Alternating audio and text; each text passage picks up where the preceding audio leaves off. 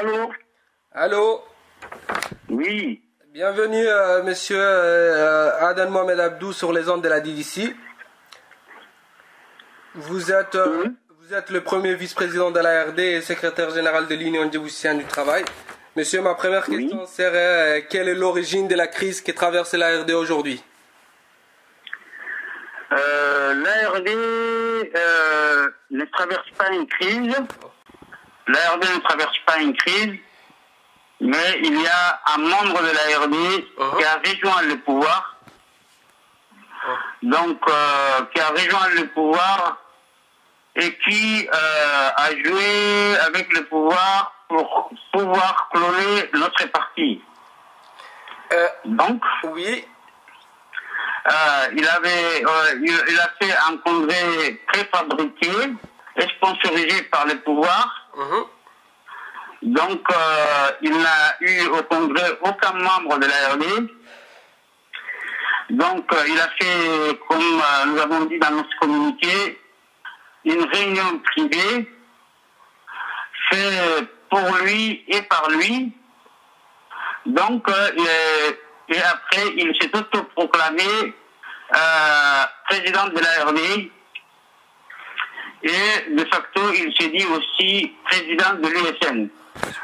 Vous savez que lorsqu'on fait un congrès, c'est toujours le comité sortant qui organise le congrès. Bien entendu, nous avons organisé notre congrès ordinaire. Lorsque nous avions décidé de la date de ce congrès, on l'avait appelé et convoqué. Il avait accepté et il nous avait dit que dès que les dates seront publiées, qu'il allait venir travailler avec nous. Mais malheureusement, lorsque la date a été publiée, il s'est décidé à organiser un congrès bidon une semaine avant le nôtre avec l'aide des pouvoirs publics. Nous, notre congrès, on l'a organisé comme prévu le 27 et le 28 novembre. Donc, il y avait une grande affluence. Donc, et ça s'est passé normalement. Pour nous, c'est que M. Kassim a fait, et lui, le nom l'avait vu. Nous avons par la suite entendu que 2 jours après son congrès de farce, le ministère de l'Intérieur lui redonnait un récépissé, ce qui est contraire à la loi sur les partis politiques. Donc, nous avons dit que ce récépissé était lui le nom l'avait mis. D'accord, monsieur. Parce qu'on ne donne un récépissé que lorsque le parti est créé. Donc, à partir de là, il n'y a pas de récépissé parce qu'aucun parti, même s'il y a un changement de direction, n'a de récépissé après. Donc, ce qu'a fait le ministère de l'Intérieur, c'est accordé à M. Kassim, il a un parti politique, un nouveau parti politique, qui aurait le même nom que notre parti. Pour nous, ça, c'est le pouvoir qui voulait faire pression sur nous. Et heureusement, tous les militants ont dit non à cette farce. Et notre parti est toujours dans ses activités et nous ne voyons aucune crise. D'accord, monsieur. D'après ces récépissés attribués par le ministère de l'Intérieur reconnaissant monsieur Kassim Ahmed Dini comme président de l'ARD, quel est, monsieur, l'impact de ces derniers au sein de votre parti et de la coalition de l'USN? Aucun. Aucun impact parce que tous les membres de l'ARD ont dit que c'était une farce et personne n'y a participé. Aujourd'hui, c'est comme si, par exemple, moi, j'ai fait le congrès du RPP, que je réunissais aussi des figurants et que je m'autoproclamais président du RPP. Et est-ce que ce serait pas ridicule?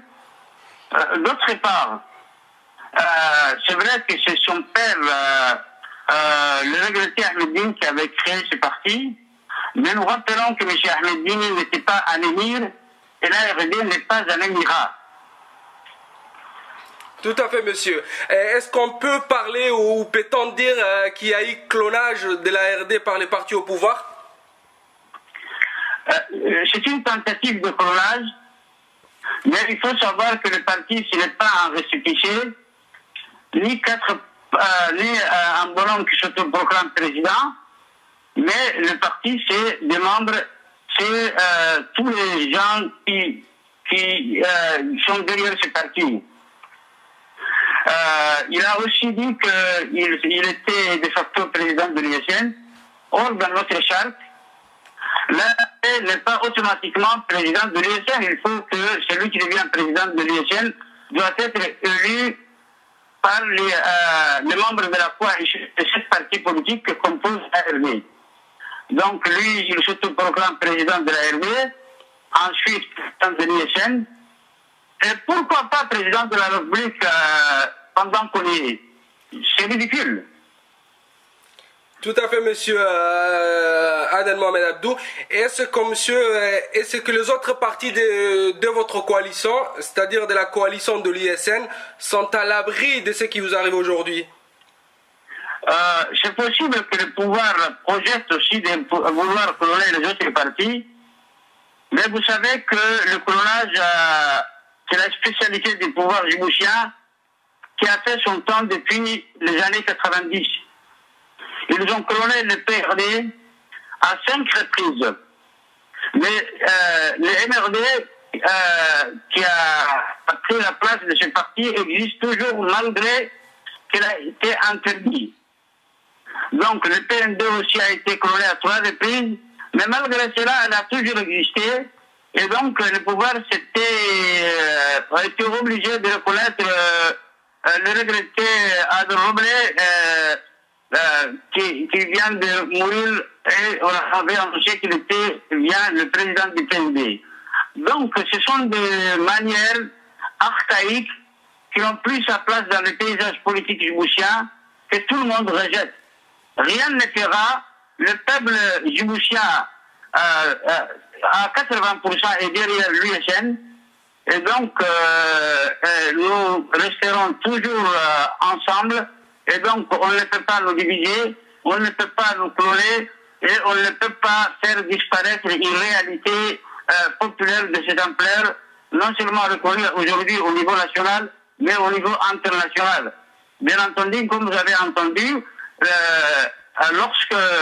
avec la tergiversation du gouvernement face au dialogue que nous avions demandé et qui s'était passé entre nous, le secrétaire général des Nations Unies a offert sa médiation. Donc, une coalition reconnue au niveau national, au niveau européen, au niveau régional, au niveau africain et au niveau mondial, aujourd'hui ne peut pas être éliminée par la volonté d'un pouvoir enfant de régner. Monsieur, pour en finir, un mot pour la diaspora djiboutienne.